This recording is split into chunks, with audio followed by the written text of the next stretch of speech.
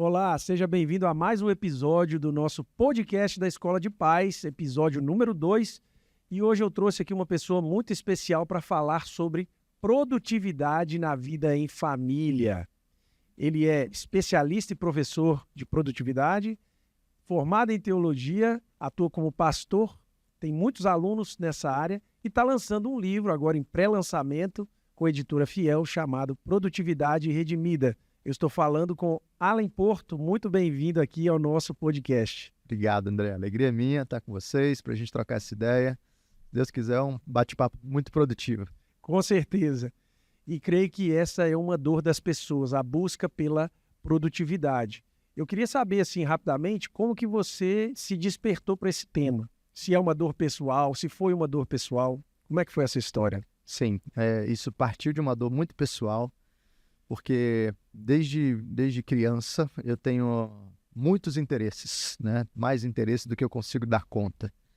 E quando você é jovem, você consegue ter uma dispersão de energia e não sentir tanto o impacto disso. Mas a certa altura da minha vida, o acúmulo de atividades, a dispersão de energia, hábitos ruins de sono, o acúmulo de tudo isso me fez sentir o peso no corpo. Então eu senti esgotamento, tive meu sistema gástrico todo prejudicado, eu comecei a ter crises de ansiedade, ataques de pânico, e o efeito disso, tanto no corpo quanto no coração, foi tão grande que a certa altura eu me vi perdido.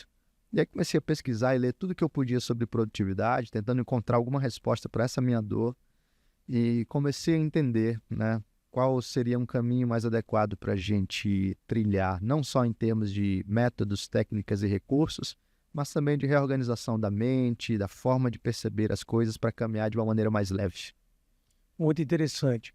E a partir daí você também começou a ter uma presença digital, que você começou a externar esse conhecimento para muitos alunos, né?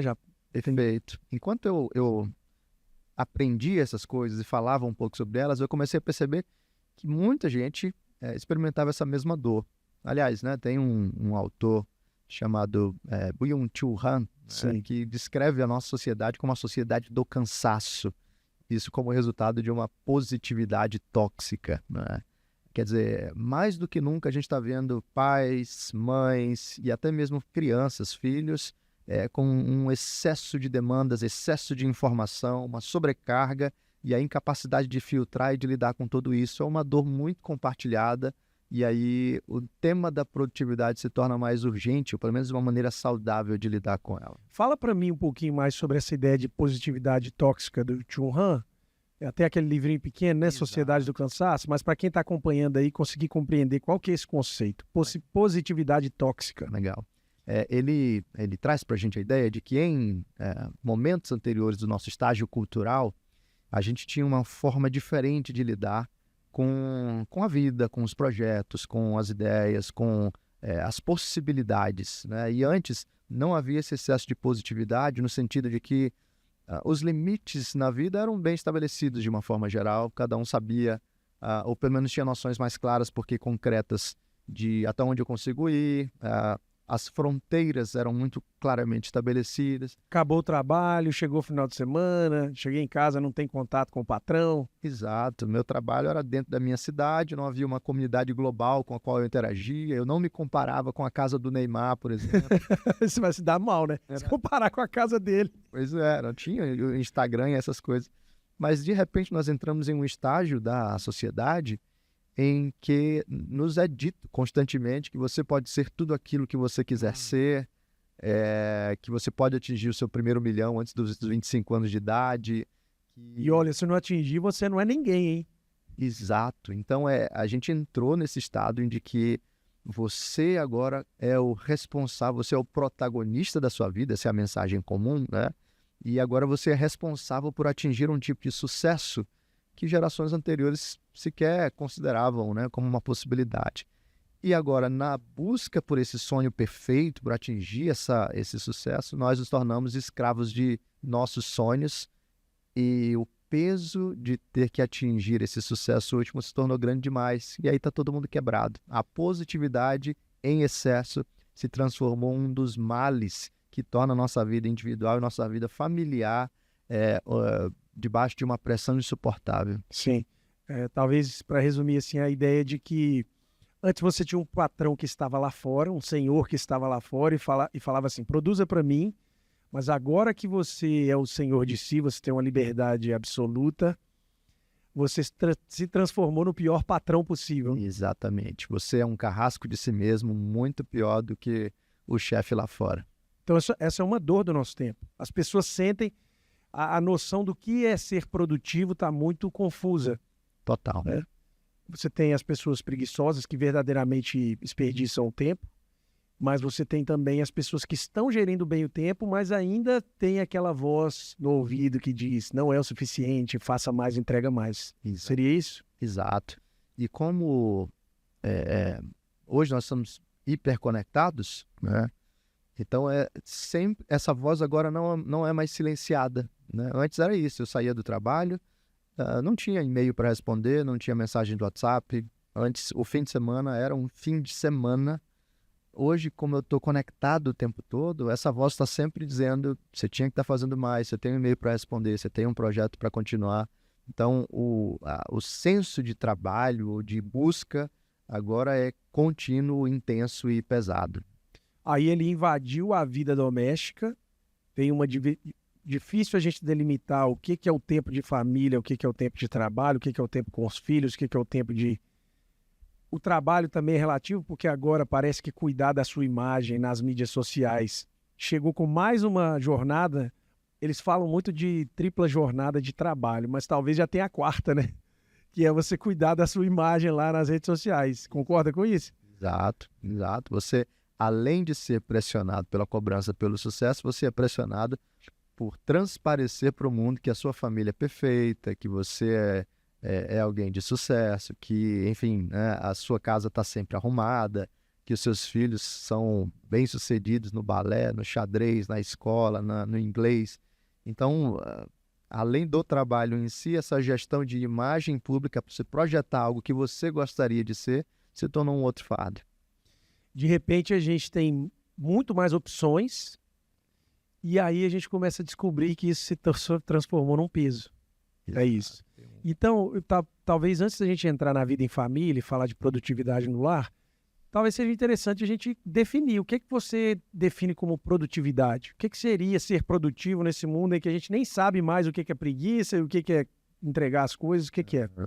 Legal. Muito do que a gente tem do conceito de produtividade vem ainda daquela mentalidade de indústria, né? Então, ser produtivo dentro desse contexto da indústria é você fazer mais gastando menos. Então, gastando menos tempo ou menos energia e assim conseguindo mais coisas.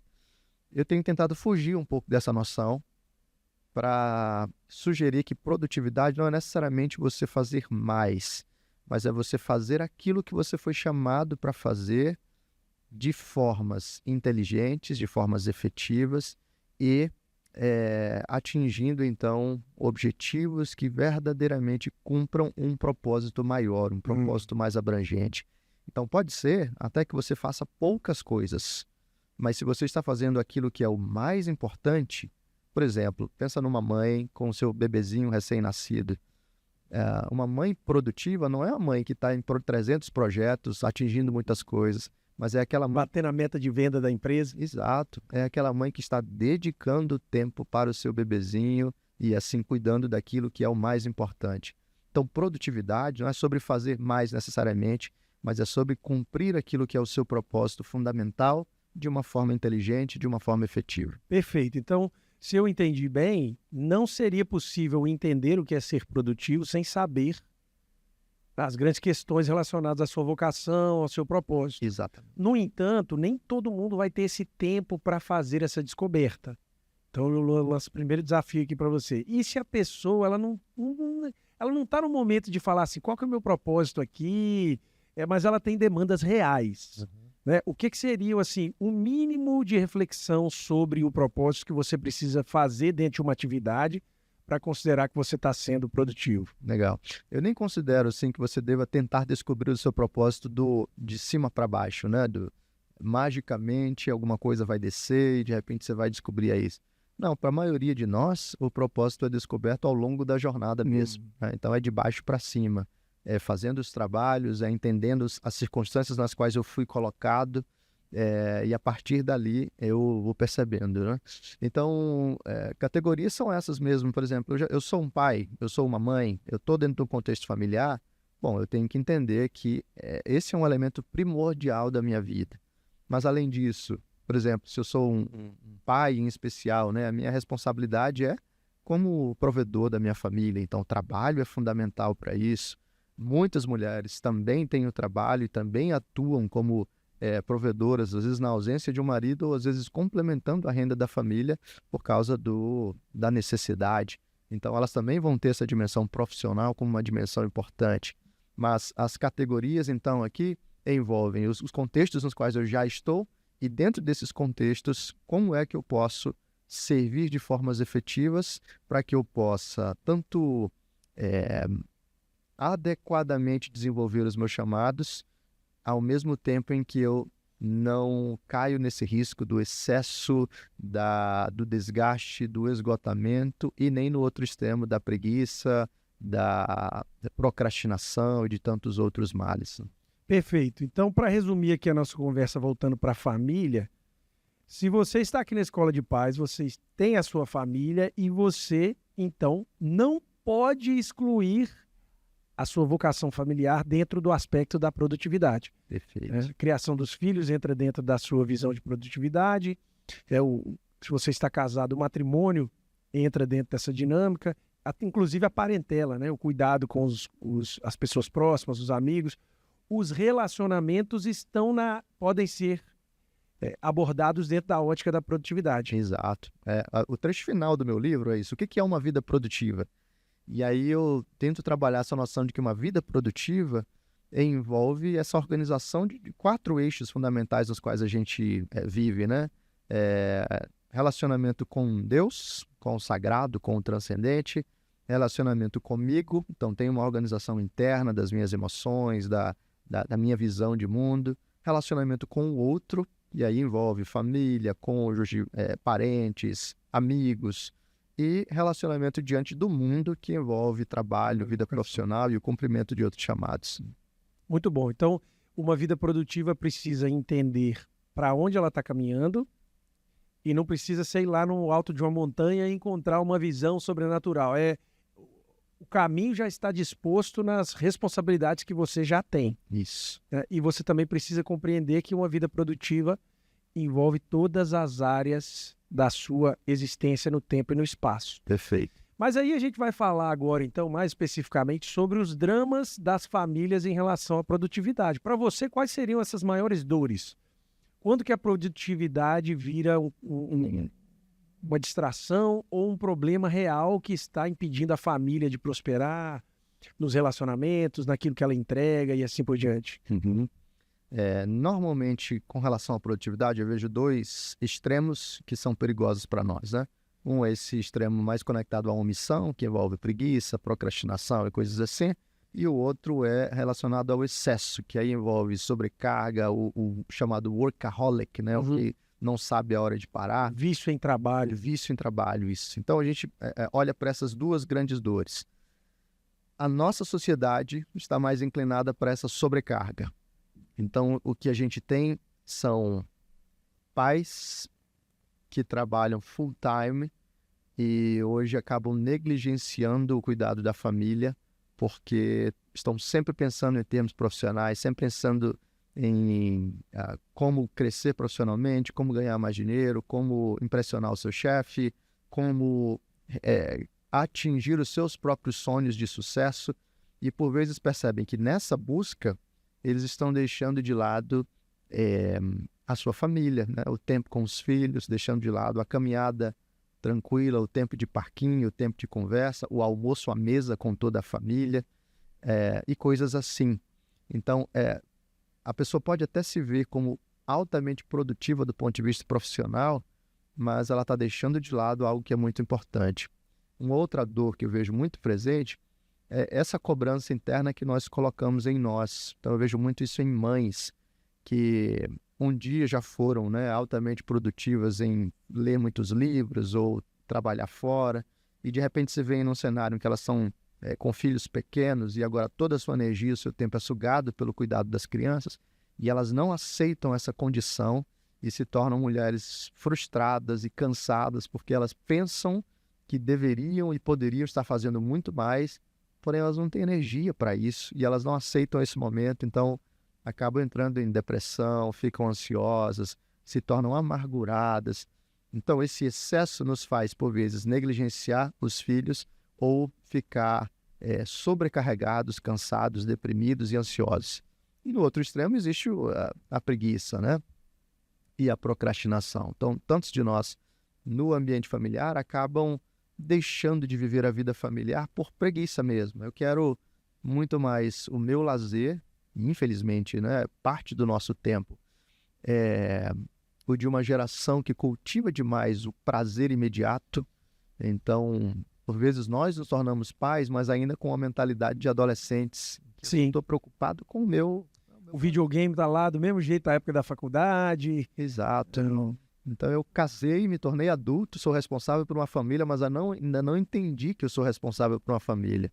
Então eu estou mais focado no meu prazer imediato, no lazer, na brincadeira, no jogo, qualquer outra coisa, no celular, passo o dia no celular e deixo de lado o que é minha responsabilidade, né? Cuidar, instruir, corrigir, dentre outras coisas. Duas faces da mesma moeda, né? Porque para a percepção do filho, os dois pais estão super ocupados. Perfeito, exatamente. E aí, todos ocupados, mas nenhum produzindo para o que é mais importante. E isso é um tema, eu acho, talvez as pessoas não entendem dentro da produtividade, que é o descanso. O descanso faz parte da produtividade, correto? Correto. Existem alguns pilares fundamentais para a produtividade, né? Um deles envolve energia. E é isso, se você não sabe, se você não trabalha nos 3 pilares da energia, que são alimentação, sono e atividade física, é como se você estivesse sobrecarregando a máquina para que ela trabalhasse, mas na sobrecarga, em algum momento, você está diminuindo, né, o tempo de vida útil dela e a capacidade de produzir. Então, se você não consegue descansar, a sua produtividade fica altamente prejudicada. A gente perdeu o tempo de lazer e descanso, como descanso propriamente. Hoje, o nosso tempo de lazer ainda é um tempo de sobrecarga de estímulo. É muita tela, é muita informação, é portal de notícia, é discussão nos grupos de WhatsApp. E a gente perdeu simplesmente sair e curtir uma tarde no parquinho com os filhos, ou deitar numa rede, ler um livro. E claro, né, a gente também não pode romantizar, idealizar uma vida bucólica, mas existem realidades e dinâmicas que a gente pode cultivar para recarregar as baterias. Se eu não tenho tempo para parar e recarregar as baterias, com o tempo essa conta vai chegar.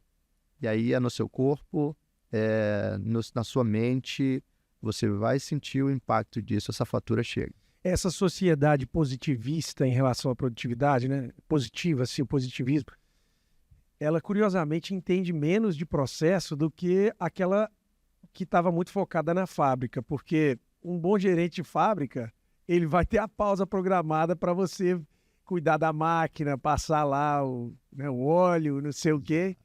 E as pessoas que estão achando que são super-heróis, que conseguem fazer tudo, elas esquecem que elas também precisam de descansar. E aí, uma das provocações que eu acho interessante é a gente pensar que quando você vê a produtividade dessa forma, você está negando a própria humanidade, porque o ser humano existe no tempo, no espaço e no corpo. Uhum. Existe um propósito para a gente precisar dormir 8 horas por dia. Existe um propósito da gente ter atenção restrita. E quando eu começo a criar um ciclo de produtividade, até mesmo dentro da família, eu estou negando a minha possibilidade de estar disponível para o outro, correto? Então, talvez até a nossa ótica do amor, olhar para o amor dentro do processo de produtividade. Uhum. O amor vai ter que acontecer no tempo e no espaço. Como que eu amo o meu filho? O que você diria assim, sobre essas virtudes? Como que a virtude entra na produtividade, na formação dos filhos? Legal. eu vejo duas coisas. Uma delas e eu sei que nem todos aqui partilham necessariamente dessa visão cristã de mundo, mas a Bíblia tem um ensinamento muito, muito legal num dos Salmos, o Salmo 127, que diz assim: se o Senhor não edificar a casa, em vão trabalham aqueles que a edificam. Essa imagem é muito legal porque ela diz assim: todo o seu esforço, se ele não for acompanhado da graça, ele se transforma apenas em uma correria vazia. Então, parte dessa autoimagem em que eu me coloco como centro do mundo e o senhor da minha própria história, por vezes, me faz alimentar o vício do orgulho, né, e perder a virtude da humildade. Então, existe sabedoria em reconhecer os meus limites. Eu não consigo estar em todos os lugares ao mesmo tempo, eu não consigo trabalhar todas as horas do dia, eu não consigo fazer tudo perfeitamente, eu não vou conseguir ter uma casa de revista, especialmente mulheres, né? Tem aquela cobrança de que a casa tem que ser de revista de arquitetura. Quando eu aceito as minhas limitações, eu estou cultivando a virtude da humildade, isso me permite tirar um fardo insuportável sobre os meus ombros. Mas junto a isso, essa virtude conectada ao amor também está conectada à humildade. Quando no orgulho eu sou o centro de tudo, mas quando eu me movo na direção do amor, eu percebo que a minha produtividade não é simplesmente sobre a minha agenda, mas é sobre como eu vou servir ao outro. E aí sim, eu preciso disponibilizar tempo e eu preciso disponibilizar energia para olhar para o outro e poder servi-lo, né? Tem um valor inestimável em sentar com meu filho e dizer: agora o meu celular vai ficar de lado, agora o trabalho vai ficar de lado, e agora eu vou conversar com ele, ou ter um tempo com a minha esposa. Vou olhar no olho. Olhar no olho, isso. Conversas sem pressa, né? Tem um ditado africano que diz assim: os ocidentais têm relógios, nós temos tempo. Pesado. Então, é isso. Por vezes a nossa vida é ditada pelo relógio e com isso a gente deixou de ter as conversas mais importantes, o olho no olho, a conversa sem pressa com as pessoas que nós amamos, né? Tem um filósofo norte-americano chamado Dallas Willard, ele é cristão também.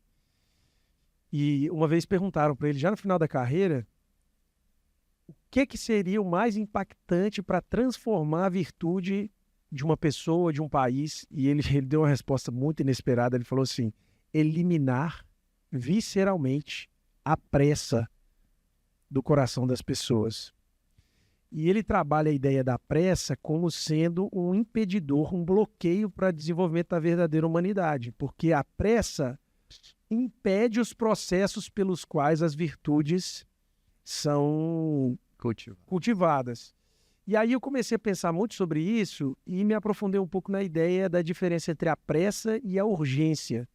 Eu não sei se você concorda com isso, mas eu vejo da seguinte forma: a pressa é resultado de um coração que tem prioridades confusas, porque o apressado ele fala sim para coisas demais.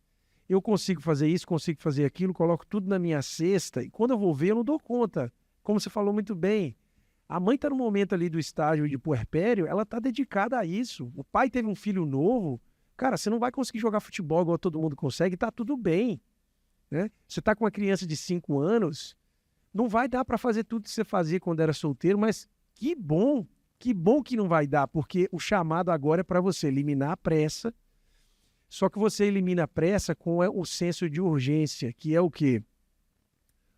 Se eu fizer uma hierarquia das coisas, o que é urgente? O que não pode ser adiado. Uhum. Então, na família, eu vejo dessa forma, que você tem que trocar a pressa pela urgência. Se eu tenho meu filho, ele está diante de mim, eu só tenho 3, 4, 5, 6 anos até ele sair de casa, é agora. Se eu não fizer agora, depois eu vou ser aquele pai que vai infantilizar o filho lá na frente porque não aproveitou a infância dele. Você vê muito isso, né? Essa dor. Quando o filho era criança, eu não queria tratá-lo como criança, escutar as coisas bobas que ele falava e interagir com aquilo, a espontaneidade. Eu não tive tempo para isso. Depois, quando o filho cresce, tem aquela dor do pai. Meu filho está crescendo, foi muito rápido. Mas se fosse de novo, você aproveitaria? Então eu vejo essa lição que eu aprendi com Dallas Willard. Como que a gente, então, pergunta para você, elimina essa pressa? Quando a gente pensa em produtividade, quando a gente pensa na educação dos filhos, como que eu consigo eliminar a pressa da família? Né? Eu elimino a pressa. Primeiro, quando eu reorganizo, como você falou, né? Eu reorganizo as minhas prioridades. Quer dizer, no fim das contas, o que é o mais importante? Então, se eu estou com essa agenda confusa, eu vou dizendo sim para tudo. Então, eu tenho que fazer milhares de coisas e para fazer milhares de coisas eu tenho que me desdobrar em 1000 personagens e, por vezes, isso se torna tão pesado que é simplesmente insustentável caminhar assim. Então, existe sabedoria em eliminar. E veja, eu entendo que a gente também não pode romantizar ou criar um ideal de que você vai ser aquela pessoa zen, que vive no campo, e a gente está no meio de uma sociedade urbana, isso faz parte da vida, então a gente tem que lidar com a nossa realidade. Mas é possível fazer um trabalho de reorganização da vida familiar para que o que é secundário fique no lugar secundário e o que é primário fique no lugar primário. Então, talvez você precise repensar a sua agenda e a agenda da sua família para reorganizar aquilo que é mais importante. Então, por exemplo, a formação intelectual, profissional dos seus filhos é algo importante. Sim. Né? Não deve ser desprezado. Mas coloque na balança e pense, não necessariamente em todas as vezes você vai ter que fazer uma escolha entre um ou outro. Mas, em termos de prioridade, é mais importante você ter um filho que passa no Enem, porém não aprendeu valores fundamentais como ser humano, né? Você não teve tempo de instruí-lo como pessoa, formá-lo como pessoa e só se preocupou em que ele passasse numa prova, ou você formar o seu filho como um ser de caráter e então complementar a dimensão intelectual. Porque as pessoas não entendem, né? Uma pessoa de caráter e virtude, ela vai se dedicar. Mas nem toda pessoa que se dedica ao estudo está sendo formado como um ser humano. Exato. Então, essa reorganização de prioridades vai ser muito importante para a gente eliminar a pressa. A reorganização dos ritmos também. Então, de repente, os ritmos familiares já são ritmos de pressa. Todo mundo acorda correndo, toma café correndo, sai correndo, enfim. Que tal se você reorganizar as coisas para talvez acordar um pouco mais cedo, poder tomar café tranquilo em família, tendo esse tempo de conversa à mesa. Então, hoje a gente vê mais do que comum, né? Por causa dessa correria, o pai não almoça em casa, o filho almoça na frente da televisão, não tem mais... E tudo bem, existem realidades e realidades, a gente entende que há realidades distintas, mas o ritmo foi impresso de uma forma tão intensa que, na verdade, nós não estamos conduzindo o nosso dia, nós somos empurrados pelas demandas. Eventualmente, eu vou precisar eliminar alguns sonhos meus.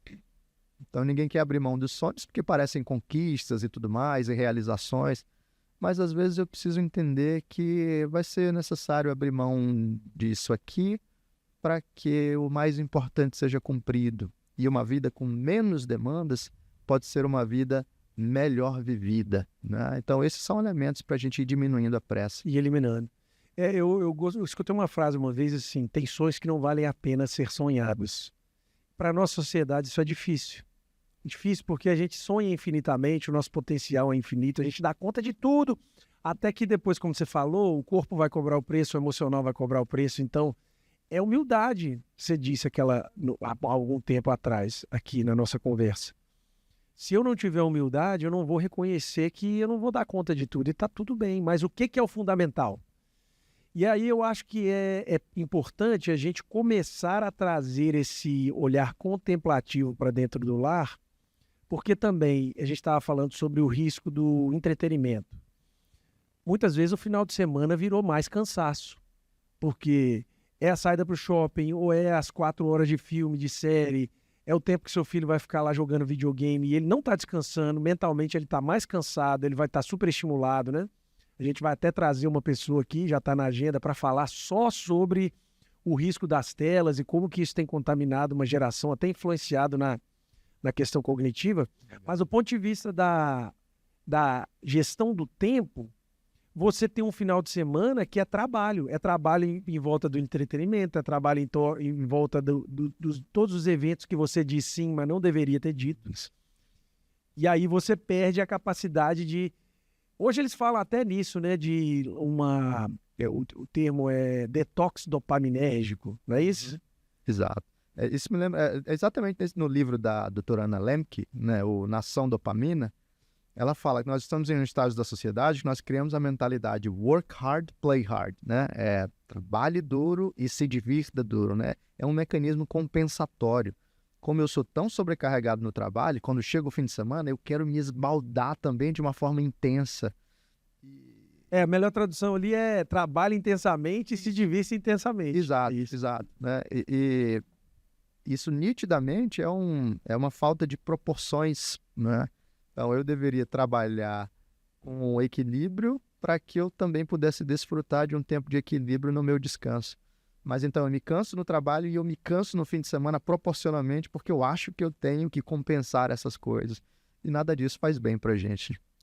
São desorganizações de amores, podemos falar assim, né? São faltas de prioridades que vão desaguando nessa vida de superprodutividade, porque o sonho que eu tive também, do lugar onde eu vou morar, da viagem que eu vou fazer no final do ano, tudo isso vai ter que ser bancado. E aí as pessoas falam, tudo bem, eu pego uma hora extra, eu faço um plantão a mais, eu atendo isso aqui, eu pego uma terceira jornada de trabalho, eu vou dar conta. Só que não cabe tudo na balança, correto? E aí, o que a gente está comunicando para os nossos filhos em relação às prioridades deles também? Eu penso muito sobre isso, porque como pai, você também é pai, né? Pai de 3, correto? Isso. Você quer que o seu filho tenha as melhores experiências. Se eu puder investir para ele fazer uma aula de natação, de futebol, além da escola, né, tocar violino, a gente deseja que os nossos filhos, e não é assim, até o pai com as melhores das intenções, não é só aquele pai que fala assim, meu filho é o máximo, então eu sou o máximo. Eu estou falando uma intenção legítima. Eu gostaria que meus filhos tivessem maior tipo de experiência possível. Qual que é o limite?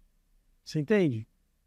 Até que ponto essa obsessão em dar tudo para os filhos, tem um tempo e espaço, tem um tempo da semana, até que ponto isso vai ser prejudicial? Como que você vê isso? A gente cria nos nossos filhos o senso de que o valor deles está na sua performance. Então, às vezes, não é por mal. Eu quero que meu filho tenha muitas habilidades, ele seja bom no futebol, ele tenha habilidade de jogar xadrez, ele faça o Kumon lá, seja bom em matemática. Mas aos poucos, a mensagem que eu estou passando para eles é o seu valor está na sua capacidade de performar bem em diversas áreas. E, eventualmente, ele vai assimilar essa visão de mundo e vai crescer como mais um. Ele não aprende escutando o discurso, mas vendo a dinâmica da casa. Exato. Então, eu tinha uma boa intenção, mas eu acabei transformando meu filho em alguém que comprou a mentalidade da positividade tóxica e que vai viver debaixo de um fardo insuportável de ter que provar o seu valor no mundo, conquistar o seu lugar a sol e justificar a sua própria vida pelo excesso de atividades, né, bem performadas. Eu criei, basicamente, um fardo sobre os ombros dos meus filhos, em que eu deixei de simplesmente anunciar para eles que eles são amados e valiosos por quem eles são, e não, em última análise, por aquilo que eles vão poder agregar para alguém, ou enfim. E com isso, eu deixei de simplesmente amar os meus filhos e ajudá-los a ter um ambiente seguro. Eu criei para eles um ambiente de pressão e de cobrança que vai permanecer quando eu passar, porque eles vão tentar continuar provando. E isso eles já terão. O ambiente de pressão eles terão a vida toda. O que eles não terão é um ambiente de cuidado, de pastoreio, de diálogo. Eu dou um exemplo em casa. Essa semana minha filha vai fazer uma prova, porque ela chegou na idade que vai começar a participar das Olimpíadas do Conhecimento. Então ela está toda animada, Olimpíada de Astronomia, oba. E aí a escola também incentiva. E eu percebi que eu fui estudar com ela, trocar uma ideia, ela falou assim, papai, se eu tirar ouro, você vai ficar muito orgulhoso. O quer dizer, ela já, sem eu falar nada, sem eu cobrar nada, ela já está introjetando essa cultura, que é bom. Eu acho que é bom ela querer fazer o melhor, mas eu acho que cabe esse cuidado nosso de falar assim, filha, o mais importante é esse tempo nosso aqui. Olha, a gente está estudando junto, eu estou vendo que você sabe. O jeito que você vai na prova é para você aprender a fazer prova também. Vai lá e faz o seu melhor e volta para casa falando que você se dedicou. E aí o resultado pertence a Deus. Esse tipo de conversa é transformadora, é restauradora, é uma conversa de refrigério. É uma conversa em que você está evitando dores e cansaços e estresse e até frustrações familiares na vida de um filho. Porque quando ele começa a colocar a identidade dele no que ele entrega enquanto ser produtivo, vai chegar uma hora que tudo que ele entregar não vai ser o suficiente. Exato. E não é porque o cara que está ele tá no topo, ele não vai ter drama. Ele vai ter drama, porque está vindo mais uma pessoa, como é que ele vai ser. E aí, eu lembro agora, a gente recebeu ano passado, na Escola de Pais da Educação Criativa, o Juarez Gustavo, que foi um dos 30 brasileiros que fizeram o 7 cumes, que foi no Everest. E aí ele fez essa analogia assim, abriu minha mente de uma forma fantástica. Ele falou assim, o topo não é um lugar para ninguém ficar. O topo é um lugar hostil. É um lugar que você tem fome, tem frio, o ar é rarefeito, você não sabe quem é você. Então, toda vez que você chega no topo, para o montanhista, o topo não é a glória que você recebe, mas é quando você desce para o acampamento e celebra com seus amigos. Cara, isso mexeu comigo assim, de uma forma muito pesada, porque a gente tem que comunicar isso para os nossos filhos, que essas conquistas, elas são boas, mas elas passam.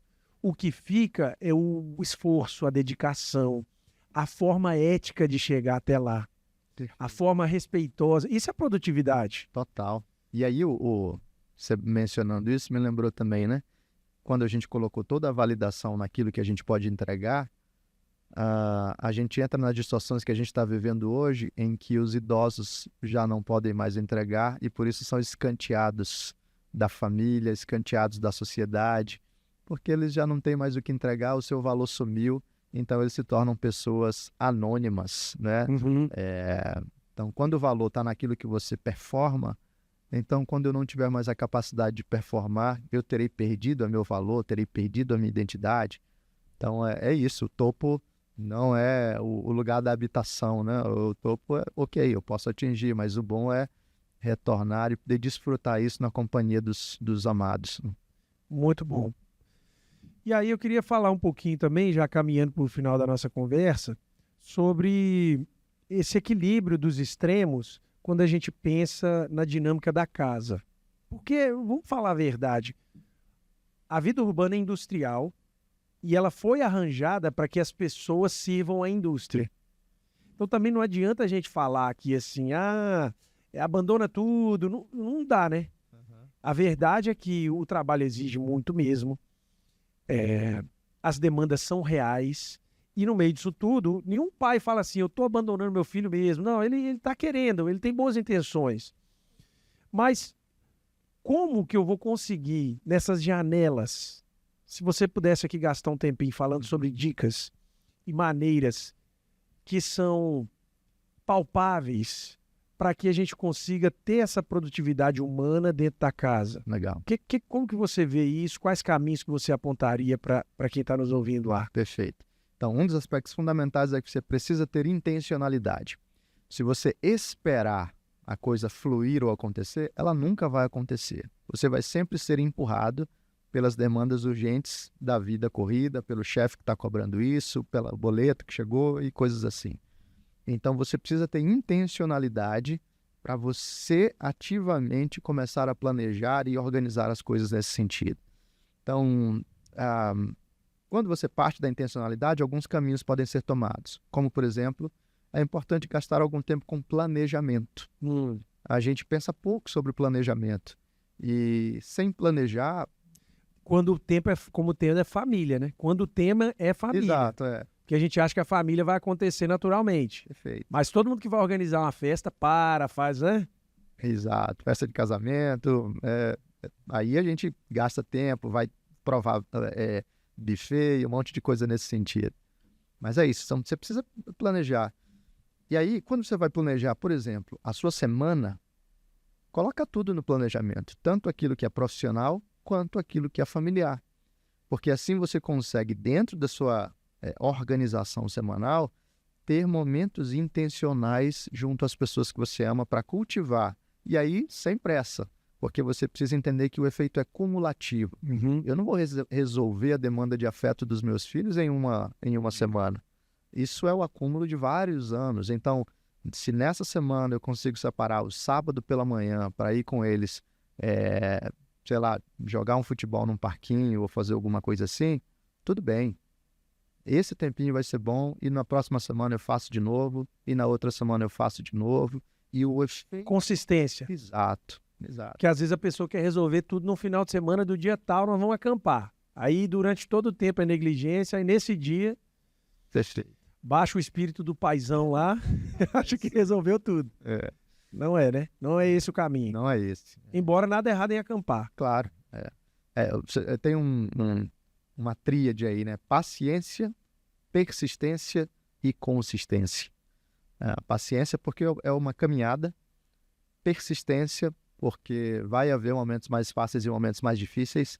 E consistência porque se não houver constância... a coisa se torna mais confusa e mais difícil de verdadeiramente cultivar. Então, planeje a semana e reorganize os ritmos. Então, às vezes é isso. No dia, você pode... o dia é corrido, a vida é corrida, mas você pode acordar um pouco mais cedo ou dedicar um tempo no fim da tarde a realidades diferentes. Então, no meu caso, por exemplo, a maior parte do meu trabalho é feito de home office. Então, eu estou perto da família o tempo todo. Eu consigo me organizar para... Você é um privilegiado nesse sentido. Exato, muito privilegiado. Consigo almoçar com os meus filhos e consigo todo fim da tarde separar um tempinho com eles para dar descanso para minha esposa e para brincar com eles e, enfim, gastar tempo, né?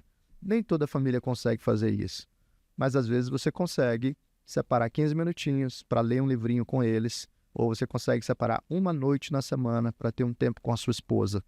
Então, seja, eu diria, comedido nas expectativas, sem pressa, sem achar que você tem que resolver isso amanhã, mas seja intencional. E aí, com paciência, persistência e consistência, você vai conseguir algo que já se tornou raro nos nossos dias. O que eu vejo também, essa tendência de produtividade, você falou, produtividade tóxica ou positividade tóxica. É isso? É isso. A gente criou um mito chamado tempo de qualidade. É o tempo de qualidade fast food. A pessoa pensa assim, vamos ter um tempo de qualidade, vamos, essa hora aqui, 15 minutinhos a gente vai sentar e vai discutir profundamente. Mas eu comecei a refletir sobre isso, tem até um autor americano, ele é pastor também, chama Timothy Keller, ele fala isso, né, que tempo de qualidade é tempo dentro do tempo. E para as pessoas aí entenderem, você imagina, eu sou botafoguense, né? Então eu sofro, vou assistir o meu jogo lá do Botafogo, é 90 minutos. Melhores momentos do jogo do Botafogo dá 1 minuto e meio, 2 chutes no gol. Ou seja, você precisou de 90 minutos para ter 1 minuto e meio de qualidade. Exato. Então isso também a pessoa tem que ser realista. Perfeito. Não dá para você jogar sobre os filhos assim, vamos ter um tempo de qualidade agora, aperta o botão, vai filho, me ama. Vai filho, seja gentil comigo, se abra. Ali eu conversando com um pré-adolescente, um adolescente, como é que foi o dia hoje? Se você não tem um momento ali para quebrar o gelo, às vezes, ele vai falar um aham, tá? Isso. Então o que a gente foi descobrindo, eu não sei se vocês fazem isso, é que a gente também precisa otimizar o tempo de caminhada, porque a formação dos filhos não é um evento esporádico que acontece na casa. As escrituras dizem isso, né? Educar no caminho, ou seja, enquanto você vai, o Shema lá que fala sobre ouve, ó Israel, quando você acordar, quando levantar, quando você estiver andando, escreva nos umbrais da casa. Então a visão das escrituras é que você tem que formar os seus filhos na medida que você caminha. Perfeito. Então a gente lê um livro do Andrew Crouch que chama Sabedoria Tecnológica, Sabedoria Digital. E aí ele fala muito sobre isso. de você, por exemplo, tá no carro, para que você vai botar a música? Desliga a música e a tela no carro, conversa. Exato. Então isso também é um caminho muito interessante para a gente, impactou muito e melhorou muito a nossa conexão dentro de casa. Eu acho que esse é o melhor caminho.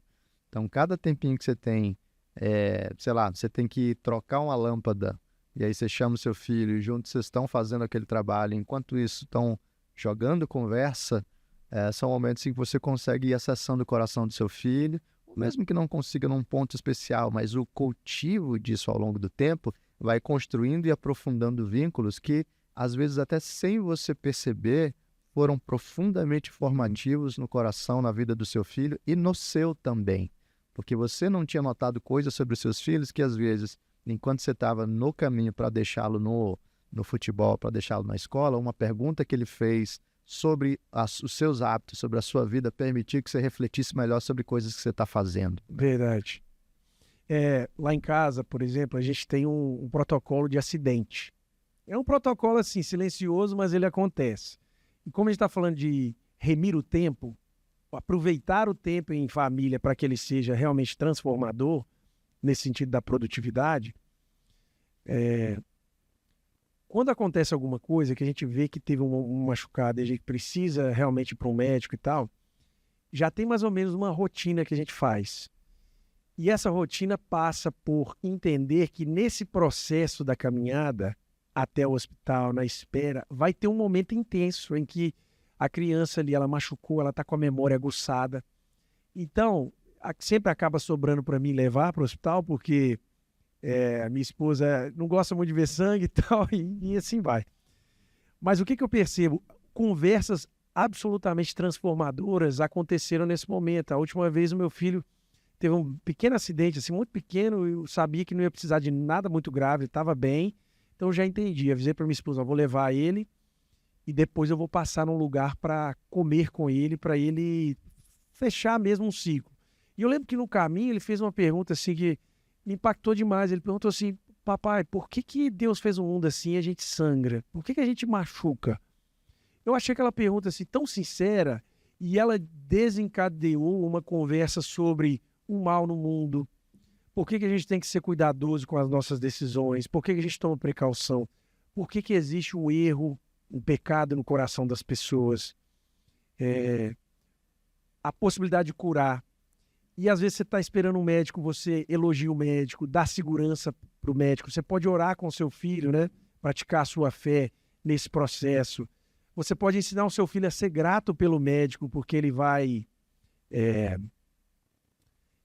reconhecer que foi aquele trabalho que trouxe cura para ele. E aí depois a gente parou, foi comer, e você lembra que ele não lembrava do trauma.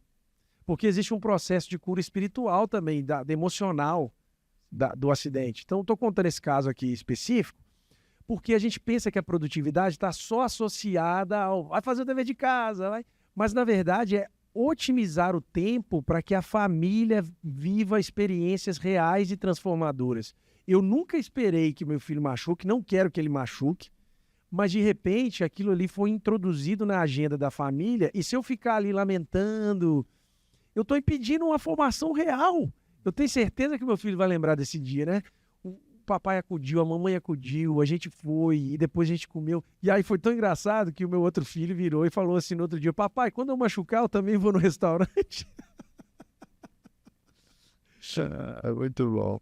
O cultivo de rotinas e rituais permite que a gente imprima significado em coisas que às vezes são banais, mas que acontecem na vida da família, né? Então é isso, o pequeno ritual de preparar um almoço no fim de semana junto com os filhos, o pequeno ritual de celebrar alguma conquista, uma nota boa numa prova, um pequeno ritual de Natal, de colocar a árvore todo mundo junto. São coisas que, como família, vão permitindo impressões de significado e o cultivo de virtudes, de valores e conversas que são altamente significativas. Transformadoras. É coisa simples, por exemplo, a gente lá em casa é muito sapatinho para preparar para sair de casa. Então, a gente precisa que eles sejam mais independentes. E às vezes, você pega um filho ali de 5, 6 anos, que ele já sabe dar um nó no cadarço, mas ele vai demorar mais tempo. Se eu estou apressado, o que eu vou fazer? Eu coloco a roupa, eu faço tudo, vamos embora. Mas o que eu estou impedindo ele de vivenciar? Disciplina, paciência, autonomia. Então, também esse ritmo de produtividade precisa invadir o nosso dia para a gente dar o tempo do outro na família. Sim. Você concorda com isso? Concordo. Totalmente. Totalmente. Eliminar a pressa é também permitir que o outro desenvolva aquilo que ele precisa desenvolver sem necessariamente atender ao meu ritmo, mas entendendo que ele é um ser humano, que ele é uma pessoa, que ele tem uma caminhada própria e eu preciso honrar isso, respeitar isso. Muito bom. Caminhando mais para o final, a última pergunta mesmo é o seguinte, mas tem o lado da produtividade, da entrega dos filhos mesmo. Quais os apontamentos você poderia falar em relação à ambientação? O que os pais podem fazer para que os filhos, na hora de fazer a lição, na hora de estudar ou na hora de treinar o piano, para que eles realmente consigam ser produtivos naquele tempo? Uhum. Tá, eu diria o seguinte, um aspecto fundamental é distinguir e ajudar os filhos a distinguir que o valor e o significado deles não está na performance. Então, como você falou, né? A filha pergunta, pai, se eu pegar uma medalha de ouro, você vai ficar muito feliz?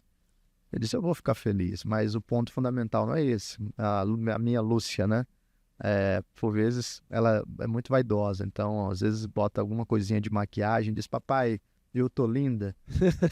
e aí o meu esforço é de dizer, filha, você tá linda, mas eu quero que você entenda que você é linda, com maquiagem ou sem maquiagem, porque a sua beleza não está atrelada a você estar, enfim, muito arrumada ou não, né?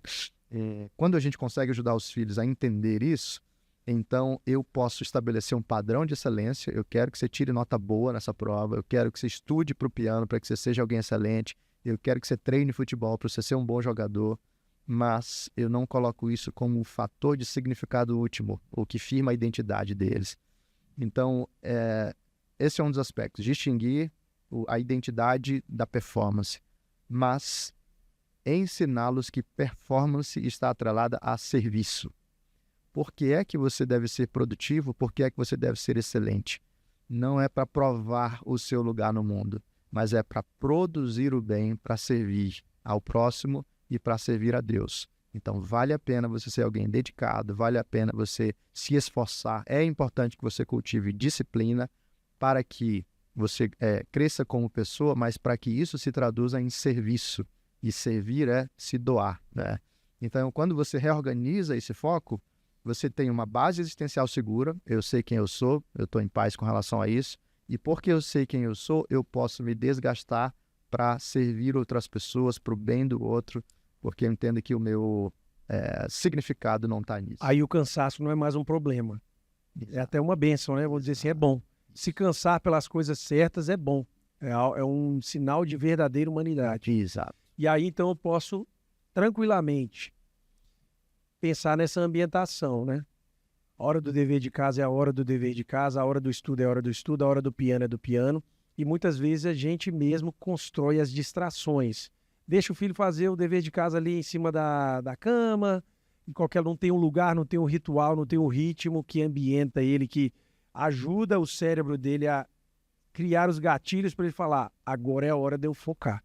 Tem a hora de eu brincar, que também tem que estar no ritmo de produtividade. Tem casas que os filhos não brincam o suficiente, mas eu acredito muito que a gente criar os lugares dentro da casa que ajudam as crianças a perceber o momento vão fazer toda a diferença também para que eles consigam estar presente na hora de estudar. Porque também tem muito a ver com isso, né? Você não presta atenção no estudo porque você está pensando em brincar, a criança. E você não quer brincar porque você está pensando na tela. E aí há uma confusão que afeta essa produtividade. De repente você fica naquela letargia, a criança está toda entediada, você não sabe por quê, porque ela não lida com o tédio, né? Isso, perfeito. A confusão é a mãe da improdutividade. Então eu falei de um pilar, né, antes da produtividade, que era a energia, conectada a sono, descanso. Um outro pilar da energia é clareza. Então, você, quando tem clareza sobre o que precisa ser feito e também quando você tem rotinas e lugares bem definidos, você ajuda o seu filho a desenvolver a clareza suficiente para que ele saiba que nessa hora e nesse lugar ele tem que se dedicar aos estudos, nessa hora e nesse lugar ele tem que se dedicar ao piano, nessa hora e nesse lugar ele tem que visitar a sua avó e ter tempo com ela, nessa hora, nesse lugar, ele tem o tempo de lazer e de brincar.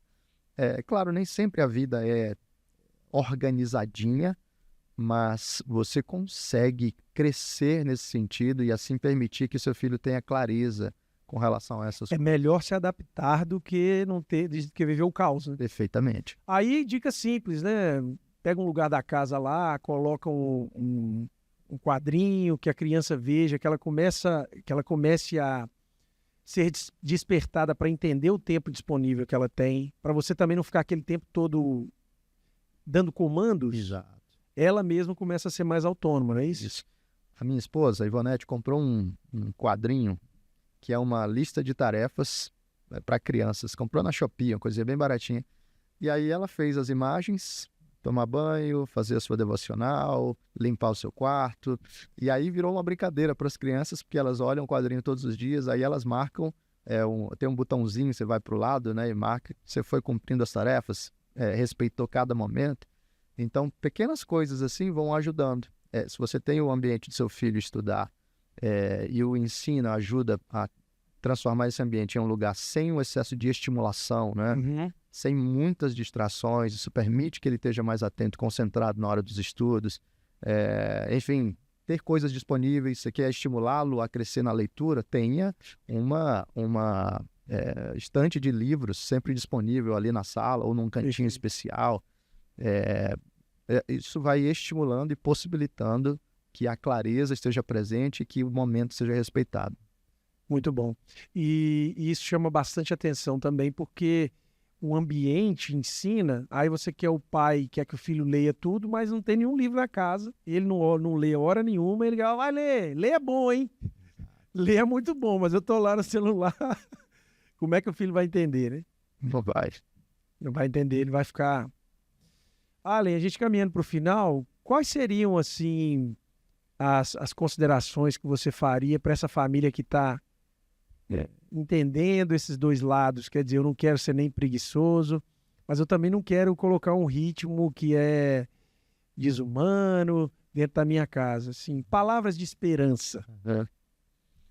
Eu diria que o ponto mais chave, né, do nosso cansaço ou da nossa omissão estão no fato de que a nossa base existencial está fora de lugar.